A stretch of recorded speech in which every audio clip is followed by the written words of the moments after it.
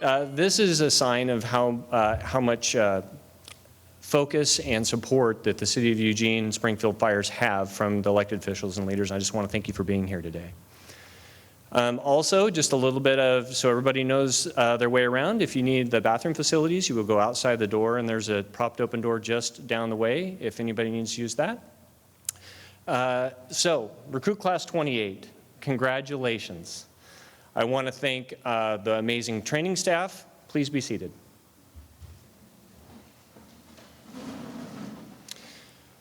So I want to thank all of our crews that are watching today on YouTube and live streaming. And if you're wherever you are, please be safe today, and thanks for joining us.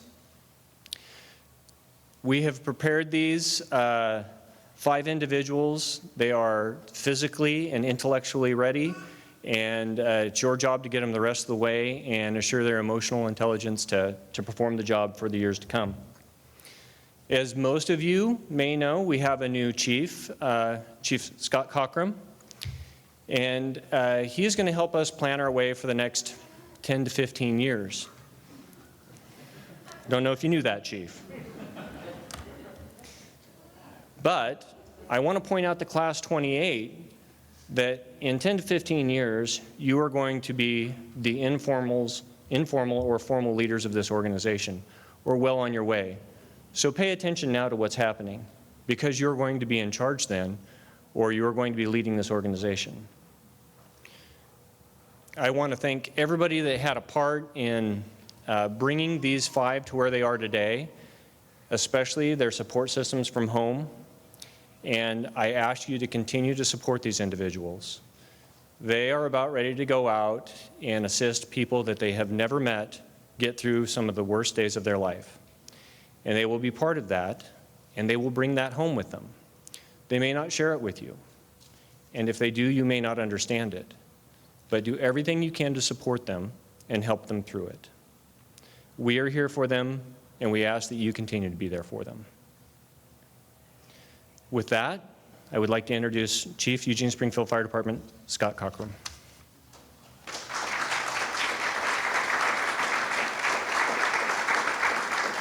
Well, thank you, everybody. This is my first official act as a fire chief, and what a great act it is. Bringing in new recruits and new talent into an organization, the excitement that comes with this is just makes my heart explode. It's just so amazing. Before I go too far, what I'm going to do is first say thank you to this training staff. These are people that not just put in 40 hours a week to make sure these recruits became good firefighters. They planned their training, they got them physically fit, they did everything they could in their 40 hours a week, but then they also spent time doing the evaluations and doing the work ahead of that. And their families took some time. It took some time away from their families to prepare. They were out on weekends and every other day. So I'm going to read their names. Is Training Chief Marcus Lay, our training captains Jason Locket and Ed Meyer, Fire Instructor Tyler Manley, EMS Coordinator Josh Moore, EMS Instructor Jonathan Hayes, Video Producer Manny Velasquez, and Program Specialist Barb Courtney. If we can give them a hand, I'd appreciate that.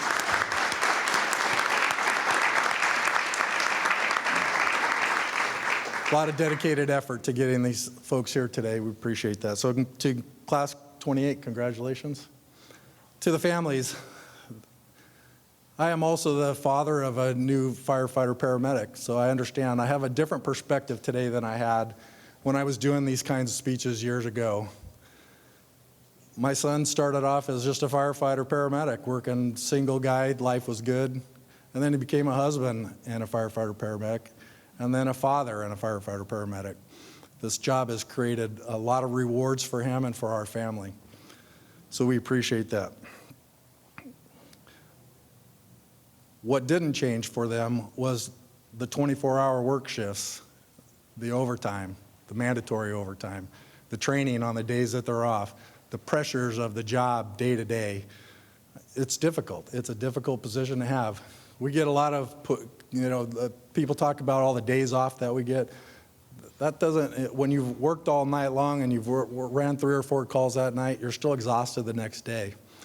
So that's the ask of you. It takes a village to make this work. I don't think I knew that coming up as a firefighter, that it took a lot of people to make this work in my own family, but I didn't recognize it until my own son and his wife and my grandson were there, and we needed to be there for them too. So that's what your guys' role is. Be there to support them. For the wives and families and the future, find a group of people that can support you. You're going to have that. This is a tough job. So we appreciate you, and welcome to our family. So to the recruits, soon to be firefighters, what you're going to hear today is you're going to take an oath of office, and I've done plenty of these in my time for myself and for others. And really what you're trying to do is, when you hear this, is not mess up the words as you go along through it, right? But there's a meaning towards that, and I'm going to tell you, in my opinion, what some of those are. When you're out there working every day, stay prepared. Today is the best you're going to be on some of your skills. Keep them up. Have some compassion and empathy for the citizens that were out. That's what they demand. That's what this group demands and these electeds demand, is that we continue to remember that and have empathy. And we need you to stay committed and dedicated to the organization. We need you to stay here. We need you to be part of this organization. And we need you to work overtime.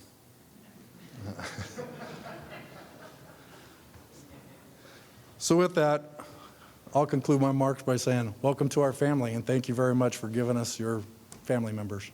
Thank you.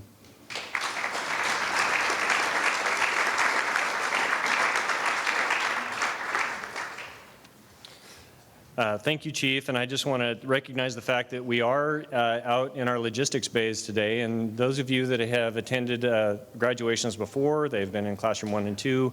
This spring or early summer, we had one out on the drill field, and really this is just an attempt to kind of keep it open air in regard to COVID and make it a little bit more accessible for people and be able to have just a few more people present for this event. So I want to thank you for coming here and remaining to stay safe. Next to have some comments for this Recruit Academy is Chief of Strategic Services and my boss, Chief Chris Heppel.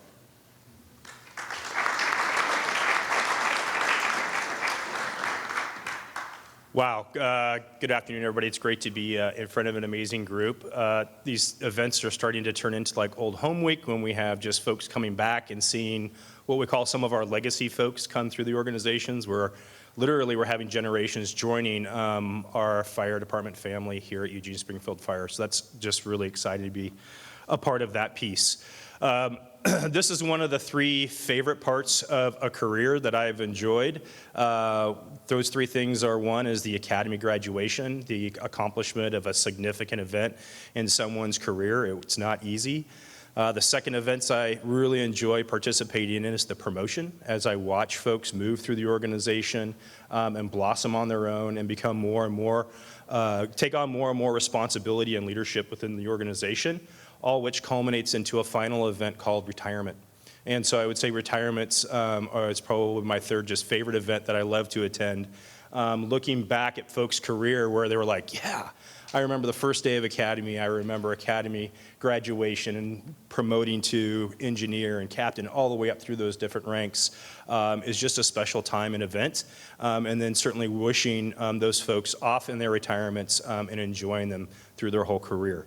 So I'll just take a couple of notes here, starting with those, certainly the folks that have supported you through this. We've talked about the training staff.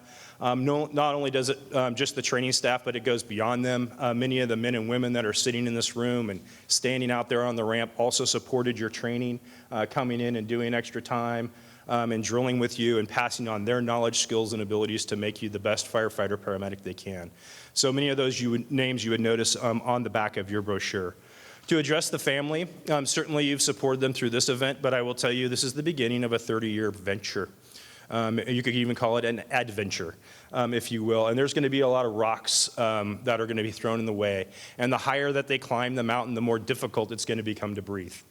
And so they're going to be supported by the organization along the way. But when they trip, and sometimes they will, the expectation is the family is going to be there to catch them, catch their fall, keep them going, and keep them moving. So that, I thank you into the future in supporting them.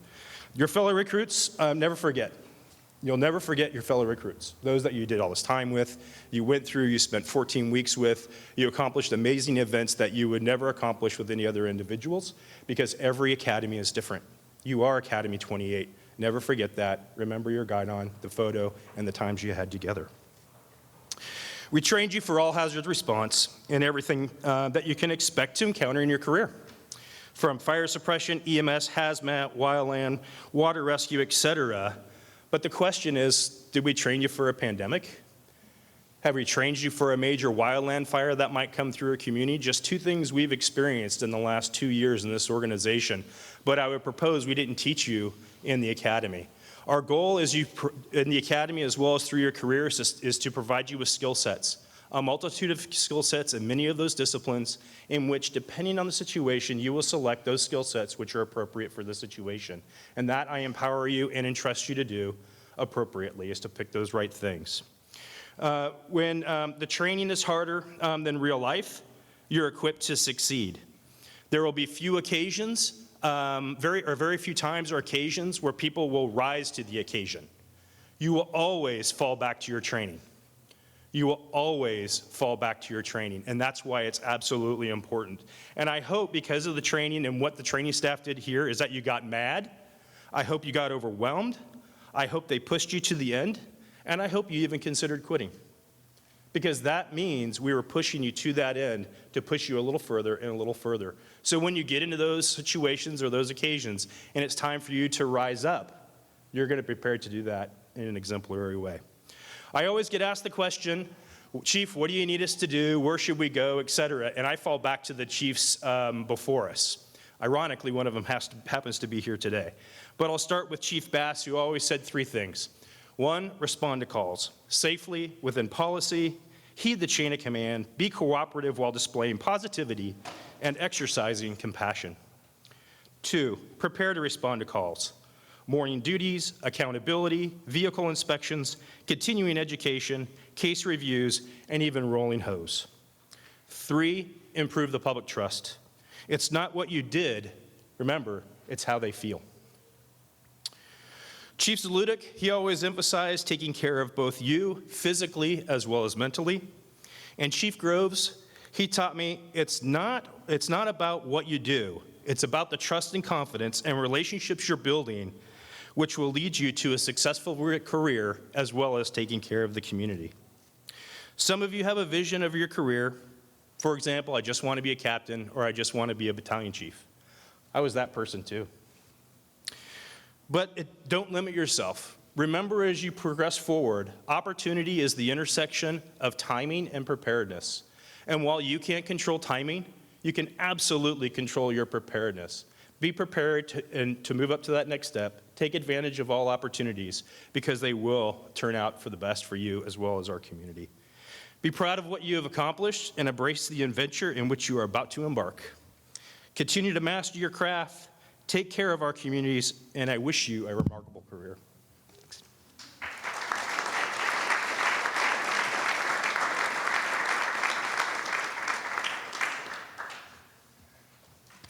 Sorry, I'm always working. I have to make a note here. Add in pandemic training.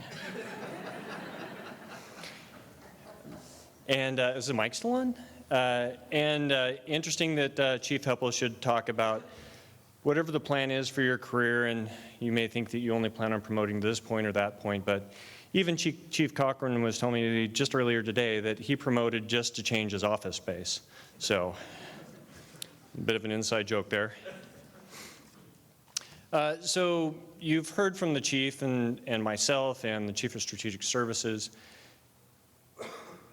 but we watch from afar and make sure that the training staff has the resources to do it. The people that you see sitting there in blue uniforms, they're the ones that did it. They're the ones that guided these 5 through 14 weeks. They did all of the hard work. And with Captain Locket in the lead, I think they did a wonderful job. With that, I'd like to invite Captain Locket up here to say a few words.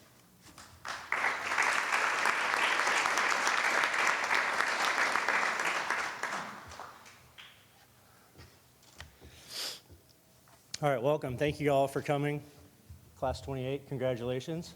It's a big day for you guys. Big day for everybody else here as well.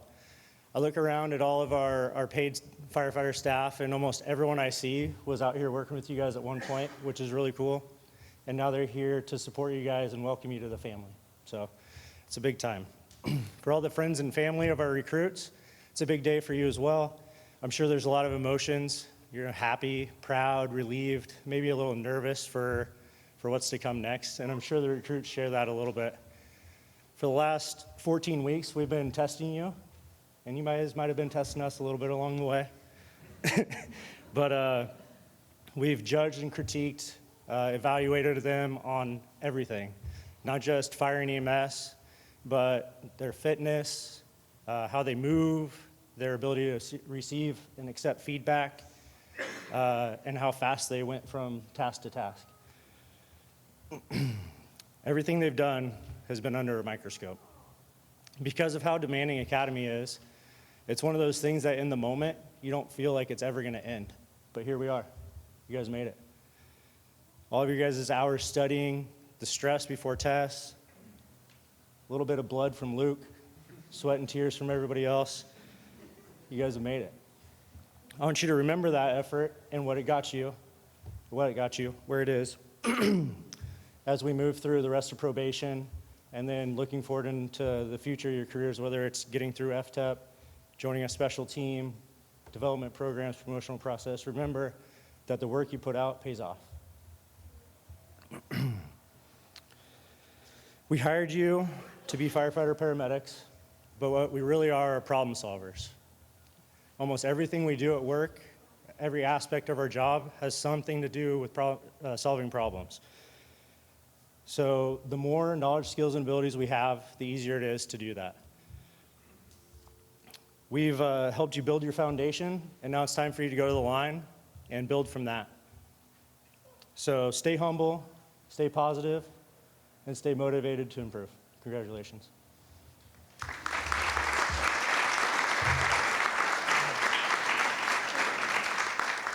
So it's pretty interesting watching all the things that you guys went through, and I have to mention, because the captains didn't, that classes 27 and 28 have probably been the most physically focused classes that we've had in some time. So family members out there, I would assume that you're probably going to be glad you can fill your refrigerators up again, because I'm guessing they were all packing away some pretty good calories during the week. But Captains Locket and Captain Meyer really put our recruits through the paces and made sure that they were physically capable. And I'm sure that most of you saw probably the changes in these 5 over the past 14 weeks and thought, man, they're really losing weight. I hope they're okay. But I just want to thank them for being so focused on that, and they do such a wonderful job and making sure that our recruits are ready to be out on the line, and there's just no question about their physical capability. Next, I'd like to invite EMS Officer Josh Moore up with the EMS presentation.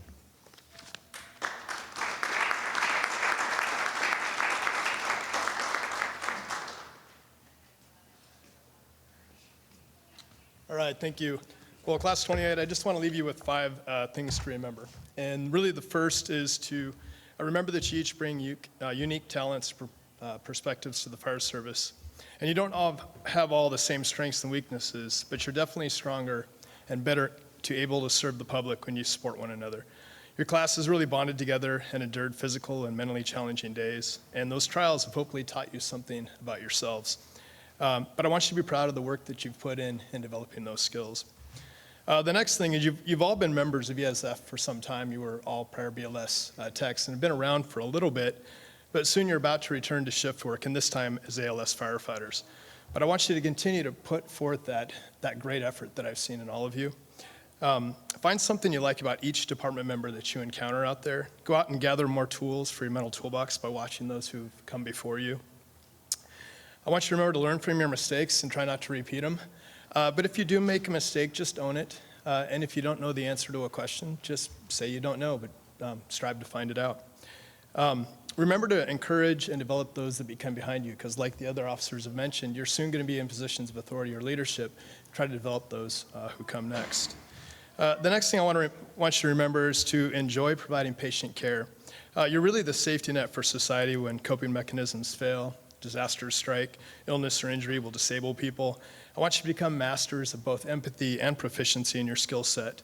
You can do that by engaging your crews and asking for extra drills. You can seek advanced courses in EMS care and fire suppression. You can attend conferences and seminars. I've done that a bunch, and that's really helpful and fun. By doing that, you can go out and find the best practices available in our career, and hopefully bring those back to Eugene Springfield Fire. Next, I want you to remember to care for yourself also. It is a demanding job and schedule at times. Make sure you're getting good sleep when not on duty. Continue to stay fit and feed your body the things that make you stronger and faster. If you have calls that disturb you, don't be afraid to discuss them with your crew. But if your cup gets full, there's no shame in seeking out professional counseling or reaching out to the AP program. We are in positions of unique stress, and sometimes it's okay to get that help to reset. The last thing is I want you to remember to document your calls really well. So excellent patient care charts are a huge part of your professional responsibility. I want you to be honest and thorough while you're depicting your time spent with those patients. Excellent charting helps you ensure that continuity of care for your patients, but it protects you and the department also. Each academy, we do select the recruit who provides the best documentation. And so Class 28 had 10 writing assignments. One of them was a protocol development for a drug that's never really been tried in the emergency medical field, but I hope through your guys' efforts, we might be the first place to study it. But there was only a 3% spread between all 10 assignments. And so normally we engrave what I'm going to award about is the Golden Pen Award.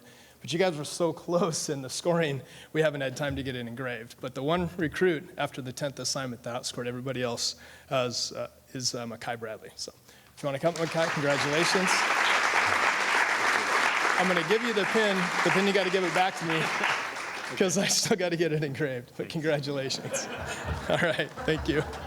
Thank you, Officer Moore. And like I did with Class 28, I want to take a moment to recognize the effort that Josh Moore has put in and stepped up for the organization over the past roughly 18 months, and kind of stepping out of his role as firefighter and stepping up in the EMS officer role, and providing unwavering excellence and instruction to these recruits. And they all know that when they walked into the classroom with him, they'd better be on their game or they were going to hear about it, right?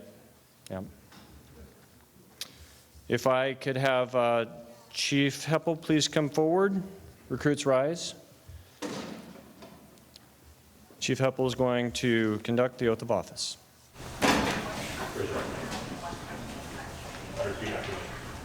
I state your name. Do solemnly swear. That I will faithfully. Perform the duties of firefighter. That I will strive. For the preservation. Of life. Property and the environment. And act for the good. Of the community. That I will uphold the rules. And regulations of this department. And that I will well. And faithfully discharge. The duties of my position. Congratulations.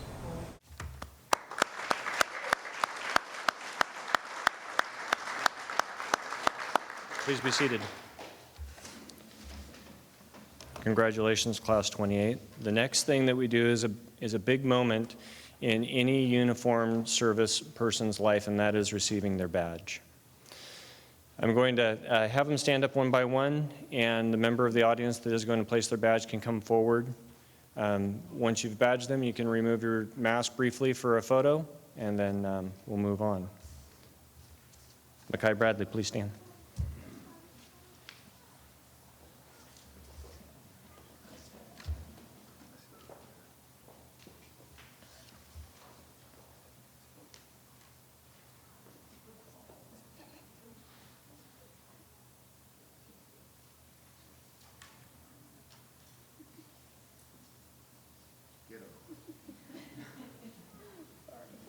This is your chance to get back at him.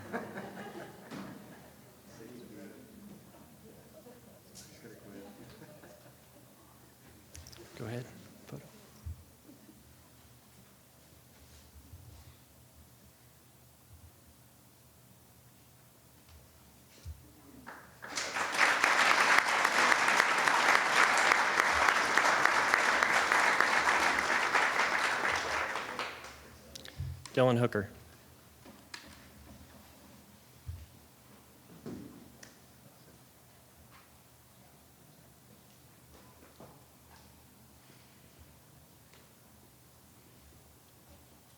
Know how this works, Ron?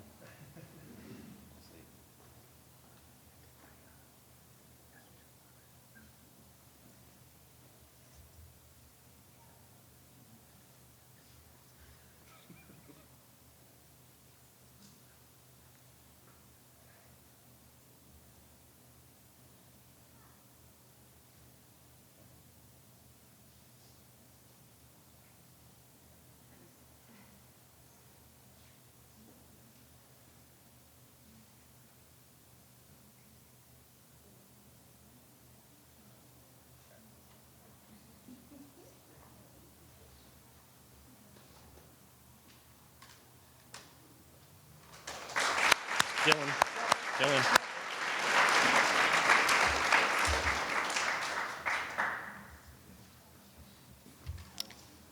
Levi Pearson.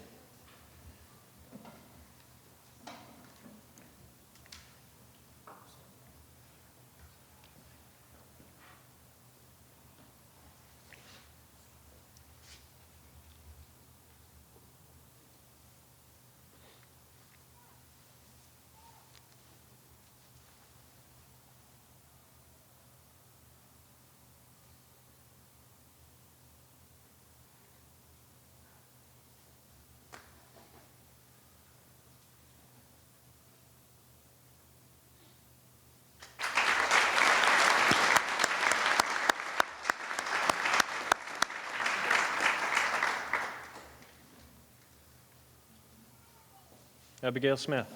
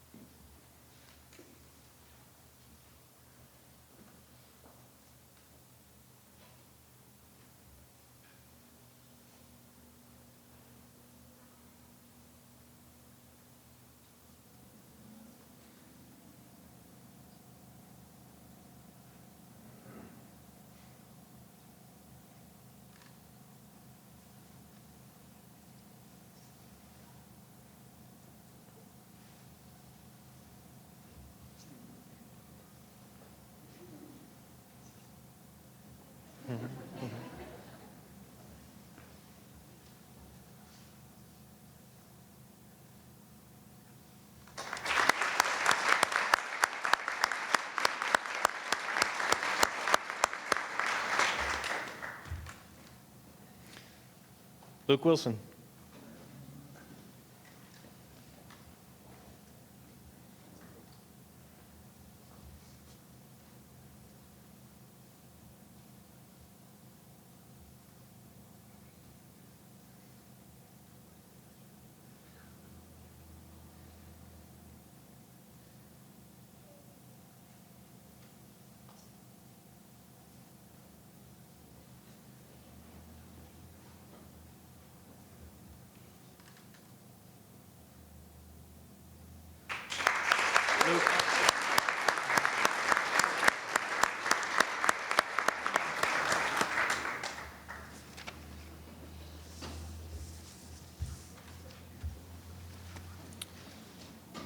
Boy, those are shiny helmets. Probably not for long. Just a little hint, never leave your helmet laying out anywhere. You never know where you're going to find it when you get back to work. Okay? Yeah. So be safe. Become better at your job than you are today. Technically, this is the best you're going to ever be, except for maybe when you're studying for a promotional process. It's just the reality. When you are taking care of the community, treat them like a member of your family that you like. Like many people have already said, it is important what we do and how we do it technically, but how we make people feel is what they remember. Have compassion. It is easy to lose it. It's easy to forget it at the station at 3 o'clock in the morning. Be the person that rises above that. That is the best advice that I can give you right now, because the next 5 years will continue to test your ability to have compassion more than anything else. Chief, I present you Class 28, ready for assignment.